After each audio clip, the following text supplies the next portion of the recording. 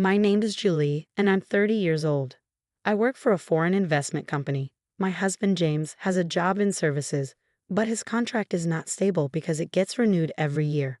This uncertainty makes us worried, especially towards the end of the year. James' family values government jobs a lot because his parents used to work for the government, and his sister still does. They don't really respect my job in a private company. Since we got married, we've been living with his family, who always make me feel bad about working for foreigners. In investment firms, the main goal is to make money and pay employees. Some people believe that those who work in private companies couldn't get government jobs.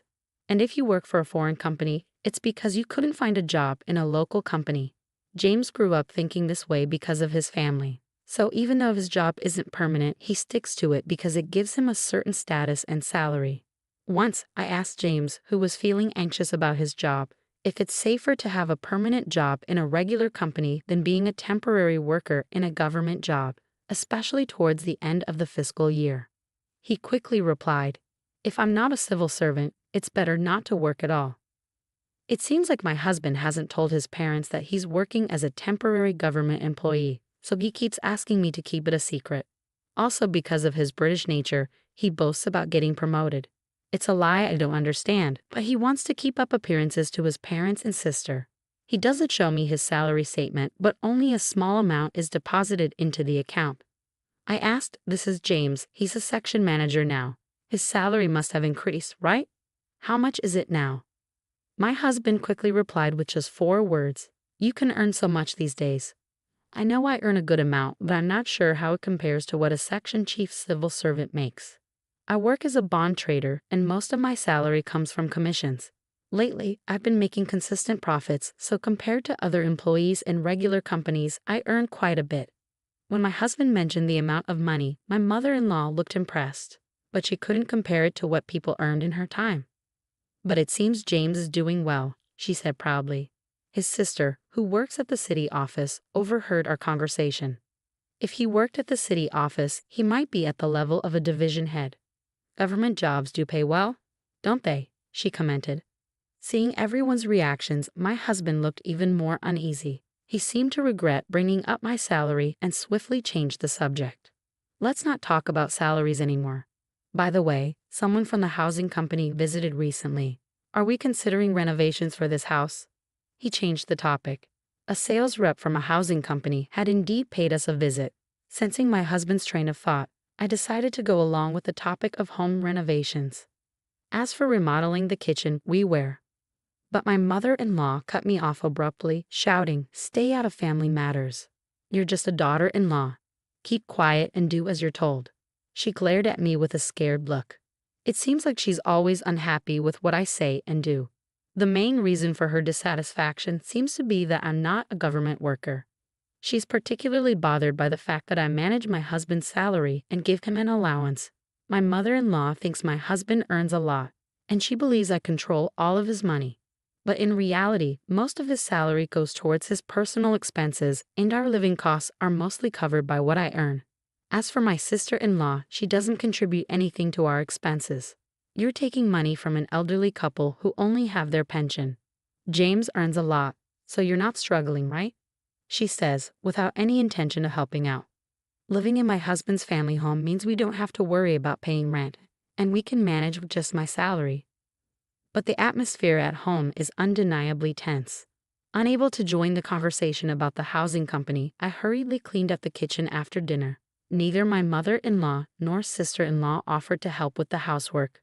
After finishing my job, I rushed back home to cook, clean, and do laundry without a break. One good thing about working for a foreign company is that I don't have to work overtime as long as I do my job well. Being able to leave work on time is a relief. It helps me keep my work and personal life separate, and I don't have to bring work home, which is a big advantage. On his days off, my husband works on his computer at home. I worry if it's okay for him to bring work home and do it there. When I tried to ask him about it, he said, "I can't work overtime, and if I don't finish on time, I get in trouble." "Don't worry about it, it's not your concern." Ironically, I was the one being scolded. Lately, my husband has been in a bad mood, and he gets angry as soon as I try to talk to him. He even yelled at me when I asked about the housing issue. It's none of your business. Didn't Mom tell you that already? Just follow the rules. That's all you need to do. Despite taking care of the household chores and finances in his home, I'm unhappy with my husband's attitude of keeping me in the dark. One day, someone from a home building company came to my in-laws' house with a computer. Everyone except me started discussing floor plans and looked at housing designs on the computer. When I tried to see what they were doing while having tea, she yelled at me, "You don't need to see this. Go away." I was surprised to learn that they were planning to build a new house instead of renovating the current one. My father-in-law had mentioned expanding the house because it was getting cramped. It seems that's what they're actually planning. My in-laws, who retired from their government jobs, have a lump sum of retirement money. I guess they intend to use that money to build a new house. And since I moved in, they've been living on their pension without paying any living expenses, so they should have plenty of money. I decided to distance myself from the situation. What worries me is whether my sister-in-law plans to live in the new house too. She's 28 years old and could get married, but there's been no talk of that, so I assume she'll be living in the new house.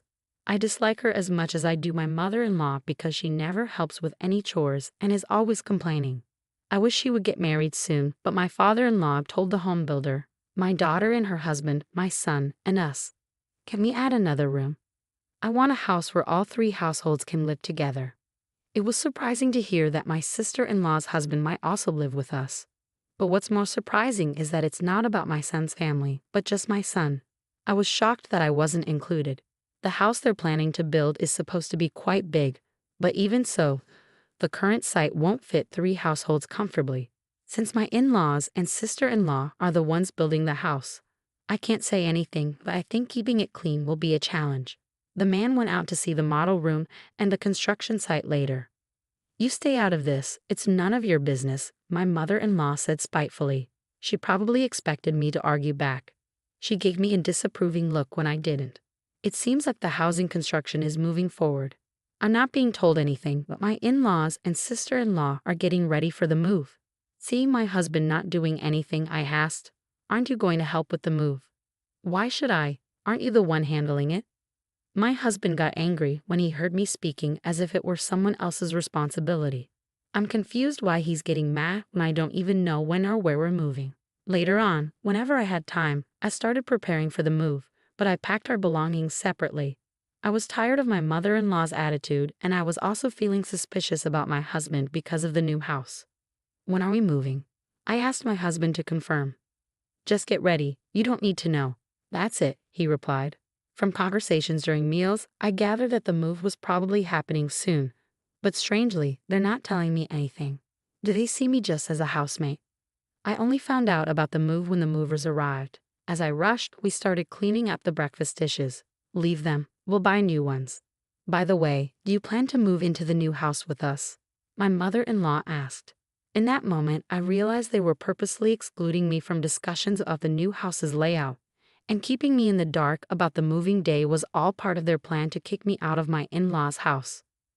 My husband, standing behind my mother-in-law and laughing, didn't say anything. He probably agrees with them. I had packed my things separately from my husband because I had a feeling this would happen. Now I'm being faced with hatred. From now on, only the family will live here. "Do as you wish," my mother-in-law said, looking displeased. My sister-in-law, looking worried, probably thought I begged to come with them while crying. Not happy with my reaction, my mother-in-law snapped. "Anyone who relies on someone else's earnings should leave now. James will build the new house and pay off the loan with his salary. We don't need a freeloader," she yelled angrily. I was actually the one planning to leave. When I heard about the mortgage repayment coming from my husband's salary, I had to hold back my laughter. It seemed my husband hadn't been informed by his mother about this plan. He looked surprised but realized he couldn't contradict his angry mother, so he just remained silent. It seemed his parents believed they wouldn't need to use their retirement money, and instead their son would pay off the loan and build a new house. I found it intriguing how they planned to handle the loan repayment, so I informed them with a smile, "Got it. I've decided to proceed with divorcing James." So I told them, "You all go ahead and move to the new house."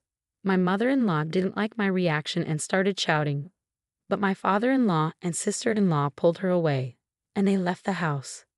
To my husband, who stayed behind, I said, "We'll bring the divorce papers later, so please give me your new address. I'm sure it's a splendid house. Since I haven't been informed at all, I'd like to see it." Reluctantly, my husband gave me the address. Since I didn't have many belongings, a friend helped me move them. Then, I changed all the public utility bills for my in-laws' house to my husband's name. I went back to my parents' house for the time being, and once I was settled, I went to the address my husband gave me to get his signature on the divorce papers. The new house where my husband and his family moved was indeed impressive. It was a grand three-family home. As soon as my mother-in-law spotted me, she hurried over and yelled, "What are you doing here?" Ignoring her outburst, I asked my husband to sign the divorce papers. My mother-in-law then turned to him and said, "Useless wife. It's because she's not a government worker. Hurry up and say it." With a sarcastic tone, I turned to my mother-in-law and remarked, "What a splendid house. Are you sure you can afford it with James' salary?" My mother-in-law's face turned red with anger. "You're the outsider now, so don't concern yourself with us. Take the divorce papers and leave," she snapped. I wanted to savor the sight of my husband's pale face a little longer, but I grabbed the divorce papers and left immediately, keeping an eye on my furious mother-in-law. I went straight to the town hall to submit the papers and decided to start looking for a new place for myself. Feeling worn out from married life after that ordeal, I opted to live alone in a small apartment for a while. I found a property near my workplace that suited my needs, so I moved in right away and started afresh. Life became so much more comfortable without roommates boasting about being government workers or leaving all the chores to me. Just as I was starting to put my husband out of my mind, I suddenly received a call from an unfamiliar number. "I can't pay the loan, Julie. Will you come back to me? I'm calling from a friend's phone. I can't afford to pay the mortgage, electricity, water bills, or even my phone bill," my ex-husband said, his voice breaking with tears. I assumed he could ask his family for help, so I suggested, "Your sister has a stable job, and your parents are retired with pensions. They should have some savings, right?" When I dismissed his plea, my husband reluctantly confessed, "Actually, they don't have any savings left. My sister has debts and no extra money." Listening to my husband, it became clear that their retirement savings were nearly wiped out due to investment fraud, and his sister, who lived with their parents, had racked up significant debt by overspending on credit. This proud family of civil servants had nothing to hide. While I was living with them, they might have been able to keep it under wraps. But now that they've moved to a new house, they seem to be struggling to manage their lives and reach out to me out of desperation. However, I had no intention of reuniting with them. I declined their plea and ended the call. After that, the phone rang numerous times, but I continued to ignore it until the calls eventually ceased. Later, when I visited their new house, I noticed a for sale sign. There happened to be someone from the housing company there, so I couldn't resist asking about the in-law family. It turns out they sold the house immediately after it was built, but they still had a remaining loan. The housing company representative also mentioned, "I was surprised by that family. Despite their boasting, they said they would sell right away if they couldn't repay the loan because our relative was a cosigner. It seems to have caused some trouble." It seems that because a relative cosigned their loan, that relative had to take on the debt.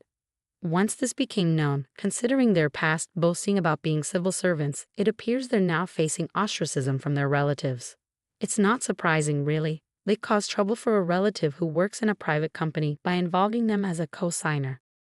As I relaxed on my sofa at home, I couldn't help but laugh at the absurdity of imagining what my ex-husband and his family, who no longer had anyone to boast to about being civil servants and were now seen as a nuisance by their relatives, might be going through.